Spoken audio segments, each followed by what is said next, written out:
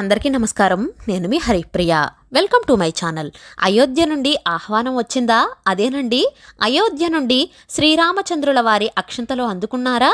వాటిని ఏం చేయాలి అనే సందేహం చాలామందికి ఉంటుంది కదా. ప్రతి ఒక్కరూ అయోధ్య వెళ్ళలేము కాబట్టి రామయ్య తండ్రి సూచించిన మార్గం ఏమిటంటే తన అక్షంతలతో ఆశీర్వదిస్తున్నట్లుగా ప్రతి ఇంటికి చేర్చమని, కాశ్మీర్ నుండి కన్యాకుమారి వరకు పూజించాలని, రోజుకు 108 సార్లు శ్రీరామచంద్ర జపం, అలాగే రామకోటి రాయడం, హనుమత్ సీతారామలక్ష్మణ భరత శత్రుఘ్న సపరివారాన్ని ఇంటిల్లపాది పిల్లలు పెద్దలు పూజించి రామనామ జపం చెప్పుకోవాలి. అక్షింతలు ఇంటికి వచ్చిన తర్వాత వాటిని వృద్ధి చేసుకుని దేవుడి పూజామందిరంలో పెట్టుకోవచ్చు. వృద్ధి చేసుకోవడం అంటే మన ఇంట్లో తయారు చేసుకున్న అక్షింతలకు అయోధ్య నుండి వచ్చిన అక్షింతలు వాటిని వీటిని కలపడమే వృద్ధి చేసుకోవడం అంటే. వృద్ధి చేసుకున్న అక్షింతలు ఎలా వినియోగించుకోవాలో ఇప్పుడు తెలుసుకుందాం.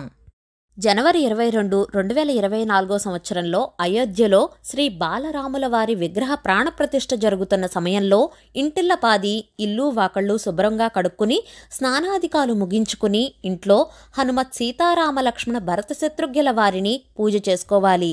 రామనామ జపం చేయడం, రామకోటి రాయడం లాంటివి చేయాలి. ఈ అక్షంతలను మన శిరస్సు పైన ధరించాలి. పిల్లలను చిన్నవారిని దీవించడం, భర్త ఆశీస్సులు దీవెనలు తీసుకోవడం, బీరువాలో లక్ష్మీ స్థానంలో ఈ అక్షంతలు పెట్టుకోవడం, పిల్లల పుట్టినరోజున కానీ పెళ్లి రోజున ఏ ఇతర శుభకార్యాలలో అయినా సరే ఈ అక్షంతలతో దీవించడం లాంటివి చేస్తే చాలా మంచిది. ప్రాణప్రతిష్ఠ రోజున ఇంట్లో రాములవారి పూజలు చేసుకుని ఇంటికి దగ్గరలో ఉన్న రాములవారి గుడికి వెళ్ళి అక్కడ చేస్తున్న పూజలను ఇతర క్రతువులను తొలగించాలి. మనందరం అయోధ్య వెళ్ళలేము కాబట్టి టీవీలో ప్రత్యక్ష ప్రసారాలు చూస్తూ రామనామస్మరణ చేస్తూ సమయాన్ని గడపాలి. సాయంత్రం సూర్యుడు అస్తమించిన తర్వాత ఇంటి ముందు కనీసం 5 దీపాలు వెలిగించాలి. ఈ విధంగా జనవరి 22 రామనామస్మరణతో గడపడం చాలా మంచిది. అక్షంతలు అందరికీ రాకపోయినా చింతించక్కర్లేదు. రాముడు అందరి రాముడు, అందరినీ ఆయన చూస్తారు. ఆయన దృష్టిలో భక్తులందరూ సమానమే. అక్షంతలు రాకపోయినా ఏమీ బాధపడకండి. బాలరాముని విగ్రహ ప్రతిష్టాపన శుభ సమయం జనవరి 22, 2024 మధ్యాహ్నం 12:29:08 ప్రారంభమవుతుంది. మధ్యాహ్నం 12:30:32 వరకు ఈ కార్యక్రమం కొనసాగుతుంది. శ్రీరాముని విగ్రహ ప్రాణప్రతిష్ఠ కేవలం 84 సెకండ్లలో పూర్తవుతుందని ఆలయ ట్రస్ట్ పేర్కొంది.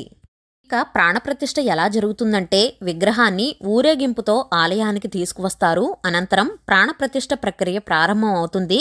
తర్వాత విగ్రహాన్ని పంచామృతాలతో అభిషేకం నిర్వహించి పసుపు గంధం రాస్తారు. మంత్రోచ్చారణలతో జీవం పోస్తారు. ఇది ప్రాణప్రతిష్ఠ.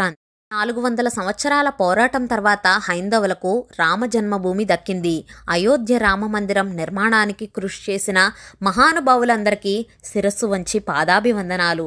జై శ్రీరామ్, జై హనుమాన్. సర్వే జన సుఖినో భవంతు.